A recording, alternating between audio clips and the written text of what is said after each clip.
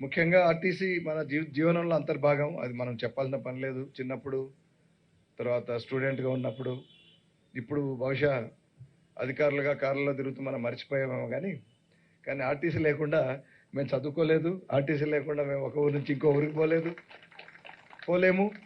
RTC మన జీవనంలో all India radio ఇట్లాంటివి ఎట్లయితే మన జీవనంలో ప్రతి సగటు భారతీయుని జీవనంలో మమేకమైందో ఆర్టీసీ కూడా అటువంటి సంస్థ.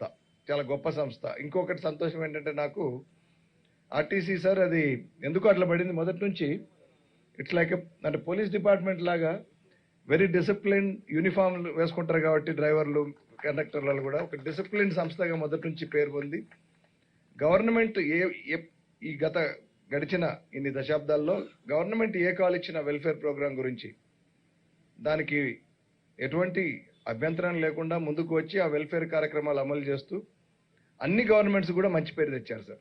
అట్లాగే ఇప్పుడు ప్రస్తుతం మన గవర్నమెంట్ ఒక మహత్తరమైన ఒక బృహత్తరమైన ఒక నావెల్ ఐడియా మహాలక్ష్మి ప్రోగ్రాం కింద మహిళలందరికీ మొత్తం రాష్ట్ర వ్యాప్తంగా సిటీ ఒకటే కాదు ఒక ఉచిత ప్రయాణం ఆర్టీసీ బస్సులో కల్పించిన అనేది ఒక చాలా గొప్ప విషయం. దానికి కూడా మీరు సత్వరమే స్పందించి ఇందాక వీసీ గారు చెప్పారు, వీసీ అండ్ ఎండి గారు, ఎక్కువ సమయం తీసుకోకుండా that shows your discipline and dedication. RTC సిబ్బందికి నేను ప్రత్యేక కృతజ్ఞతలు తెలుపుతున్నాను. ఎక్కువ సమయం తీసుకోకుండా విత్ ఇన్ 2 days అది లాంచ్ చేసి సక్సెస్ చేస్తున్నారు. I'm very very happy to see on the roads. మొత్తం బస్సులన్నీ ఫుల్ ఉంటాయి, మన మహిళలతో కలకల్లాడుతున్నాయి.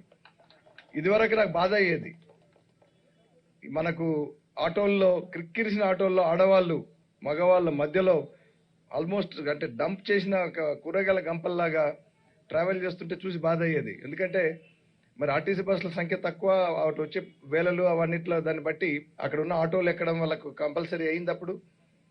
అయిన తర్వాత అందులో ఎన్ని ఇబ్బందులు ఉన్నా కూడా మహిళలు చిన్న చిన్న పిల్లల్ని కూడా ఎత్తుకొని ఇప్పుడు అది లేదు, హాయిగా దర్జాగా ఆర్టీసీ బస్సుల్లో ఎక్కి మీరు ప్రయాణం చేస్తున్నారు. ఆర్టీసీ బస్సులు ఇప్పుడు మంచిగా కలకల్లాడుతున్నాయి, కిటకిటలాడుతున్నాయి. ఇంకొక సంతోషకరమైన విషయం ఏంటంటే ఆక్యుపెన్సీ రేట్ ఇదివరకు తక్కువ ఉండేది.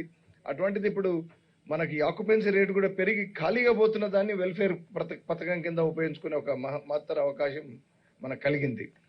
దీనికి అందరికి కూడా ఈ స్కీమ్ని ఇంప్లిమెంట్ చేసిన మన ప్రభుత్వం వారికి ధన్యవాదాలు చెబుతూ, అట్లాగే మనం ప్రభుత్వం వారు ఏది ఇటువంటి ప్రజలకు ఉపయోగపడే ఏ కార్యక్రమం చేపట్టినా ప్రభుత్వ ఉద్యోగులుగా మన వంతు మన కర్తవ్యం నిర్వర్తిస్తూ ప్రజలకు మంచి చేద్దామని ఆశిస్తూ, దానికి ఖచ్చితంగా మేమందరం కూడా ముందుంటామని ఆశిస్తూ ఈ సందర్భంగా మీకు అందరూ తెలియజేసుకుంటూ థ్యాంక్ యూ సో మచ్.